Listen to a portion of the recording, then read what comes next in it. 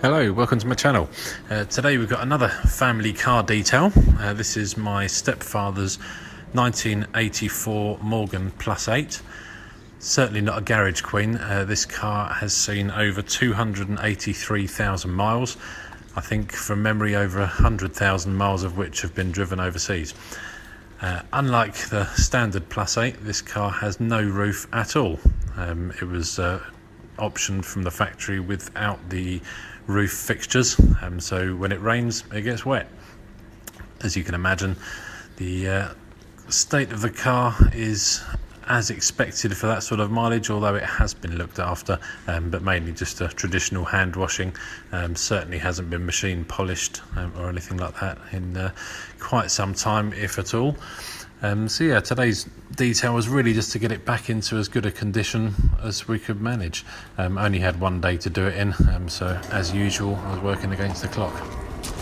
Started off with a wheel clean. I wasn't going to go crazy on the wheels today because the focus is the paint, but I thought, seeing as this hasn't ever seen any iron decontamination, had nothing apart from a simple hand wash with normal soap and water, I thought I'd give it a spray with Adam's wheel cleaner and see what happens. Obviously I've sped this up, but it was left for probably between 8 and 10 minutes.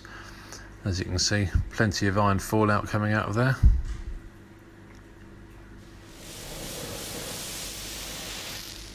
I must say, just without agitation, a simple rinse off produced quite good results.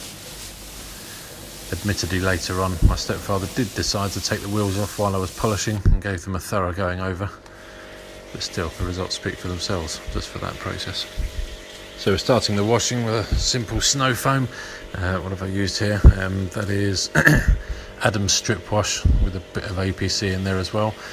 I don't think the car's got any wax of any kind on it to start with anyway, but obviously with any full detail you want to make sure the car's completely clean down to naked paint before you start.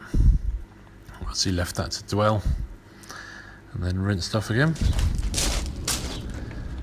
Got to be careful on this not to fill up the engine bay with water. It's certainly not the sort of thing you want to get soaking wet.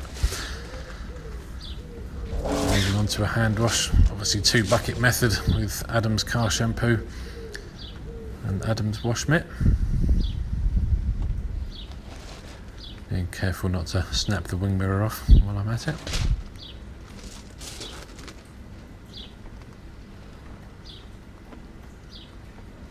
So those Adam's wash pads are fantastic. The amount of suds held in there is quite unbelievable. You can almost wash half a car in one go if you weren't worried about the contaminants.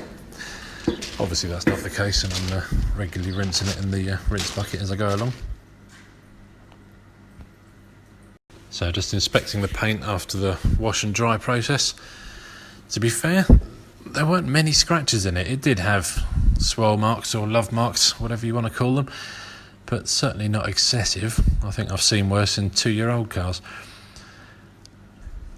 The new ground for me here is this is actually single stage paint. It was painted with the Mercedes dark olive green colour, but it is single stage. There's no clear coat on top of there. So having not polished a car with a single stage paint before, I wasn't quite sure what to expect, but I did have permission just to crack on and see what happened.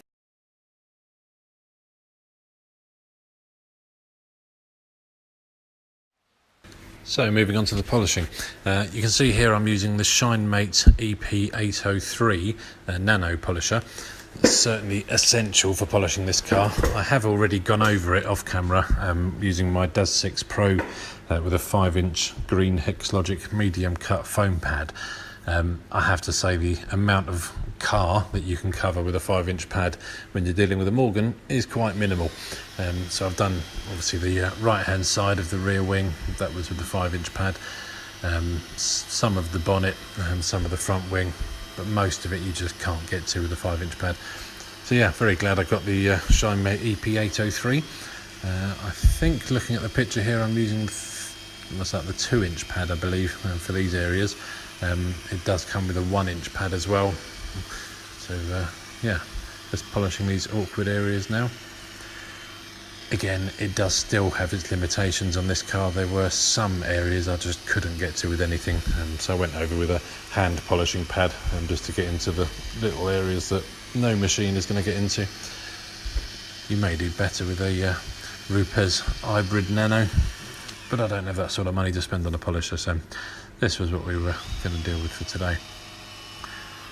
One thing, if anyone is using a Shinemate EP803, it is a rotary, not a dual action. You need to be careful not to burn through, especially with single stage paint.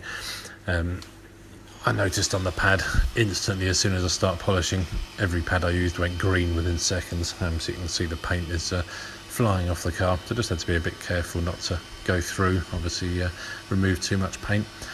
The other thing with these small pads, I think I've got this on setting 2. If you go too fast, because it is a rotary, it just wants to walk around the car.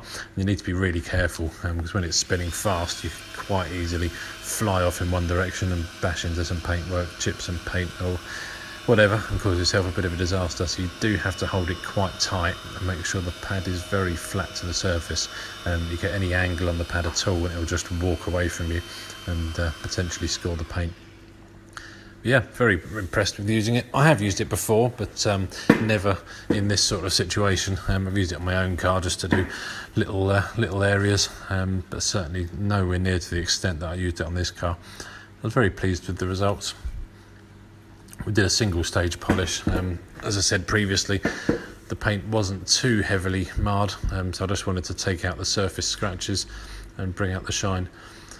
So I'm using a menzerna finishing polish for this, so there's no need to go over it with another stage afterwards. But yeah, after a quick buff off, one stage seemed to do the trick. Here's another area that was impossible to polish with a normal 5 or 6 inch dual action. Just had to be really careful here, because as soon as the pad hit those rubber seals just underneath the windscreen, it would grip on and want to run away from you. So sorry, my elbow's in the picture. My priority here was making sure I didn't damage the car as opposed to getting it in view. I think you get the general gist of what I'm up to.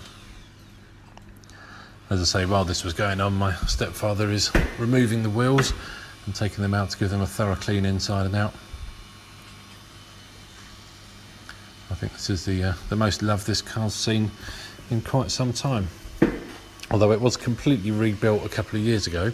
My stepfather took it down to the Morgan garage not too far away from us, pretty much stripped the car down bare, down to its wooden frame, and rebuilt it, replacing worn parts as they went along. It was quite a long process, as you can imagine, but certainly an enjoyable experience for him. He's learned a lot about the car in the process, and as he said to me, at least now when something breaks, he knows what it was, where it came from, and what needs to be done to fix it. I don't think I'll be doing anything like that anytime soon. I'll stick to polishing the outside. I must admit, I'm completely lost once I open a bonnet. Yeah, you get the general idea of what I'm doing here. But yeah, I will say again, this EP803 Shinemate polisher is a fantastic addition to your kit if you're looking for something to get into tight areas. I'm sure if you can afford the Rupes hybrid nano, that would be one stage better again. But for doing family cars and the odd friend, I can't warrant spending £500+ on a polisher, so for me this was perfect. It does come with different extension bars as well. You see here I've got the long extension bar on. It does come with a shorter one that's about half the length of that. You can join them both together, so you end up with 1.5 times what you see there, or use it with no extension at all. I found, to be fair, I really can't be bothered to keep swapping bars around between different parts of the car, so I just use the long one for everything. I haven't needed to extend it using 2 bars yet. I think using it with no bar would make it slightly more stable, but to be fair, you're still not going to be getting into many of the tight areas with it. So you're having at least an extension, and that does make things easier. Here's another example of something you certainly couldn't polish with a normal polisher.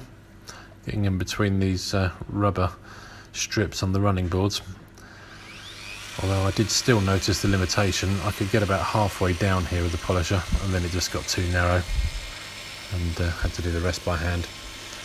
But still, certainly worth having in the toolkit for this sort of thing.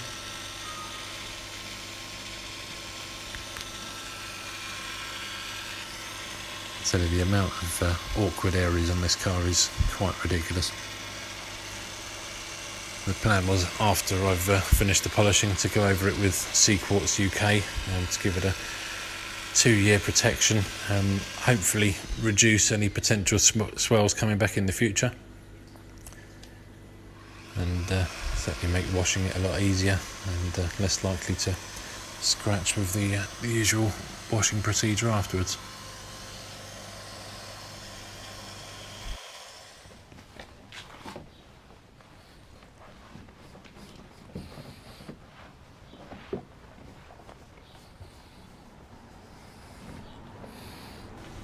So here we are, the car's been completely polished, had an IPA wipe down, and made sure it's thoroughly dry and clean of any of the polishing oils from before. So we're now applying the CQuartz UK. Started with the easy bit of the front bonnet. And the trick with this really is to try and use long and deliberate strokes just to make sure you get an even coverage of that ceramic coating across the paint. Obviously I'm dealing with lots of awkward bits here with the bonnet vents. It wasn't too hard just to wipe in between each one of them, make sure they were equally coated.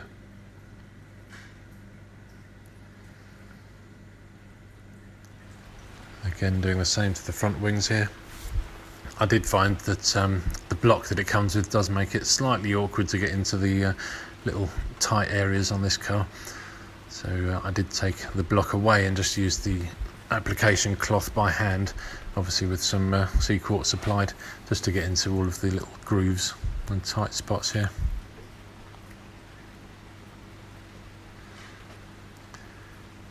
But yeah, altogether I think this is the 3rd car I've used CQuartz on, and it went on very easily. The trick to getting it off, I found, is not to wipe it too quickly. So we're in British summertime here, so we're probably dealing with about, what was it, 17-18 degrees centigrade. Certainly not a warm day, but it wasn't cold. I think I left it about 7 or 8 minutes just for it to flash over before buffing off with the supplied buffing cloth. It comes off pretty easily. You can notice any high spots after that amount of time, because you'll see there's small areas that still look damp, whereas the rest of it's dried.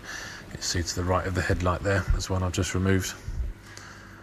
And then after that it comes up nice and shiny.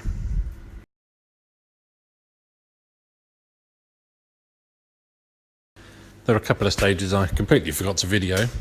Obviously the car is finished here in this this shot of the car. An hour after the CQuartz has cured, you go over it with Reload, which is the supplied silicone spray sealant, sprayed all over the paint and buffed off just as you would detail spray or spray racks. That just brings it up with the gloss that you see here. I've also cleaned the interior, Adam's leather interior cleaner, used to clean up all of the leather in the car, dashboard, seats, everything. Gone over it with Adam's leather conditioner afterwards. But sorry you're not getting a nice daylight shot here. Again, this is after about 11-12 hours worth of hard graft.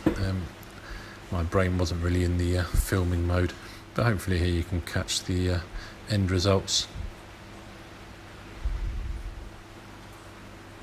I was certainly happy with it, and my stepfather, by his reaction, was certainly happy as well. So just pulling the car outside here to relocate it over to its usual place on the left hand side of the garage before my mother's 911 can go back in next to it. But yeah, altogether a very hard, very tough day, but certainly overjoyed with the results. I'll certainly be using CQuartz UK again on other cars in the future. Thanks for watching.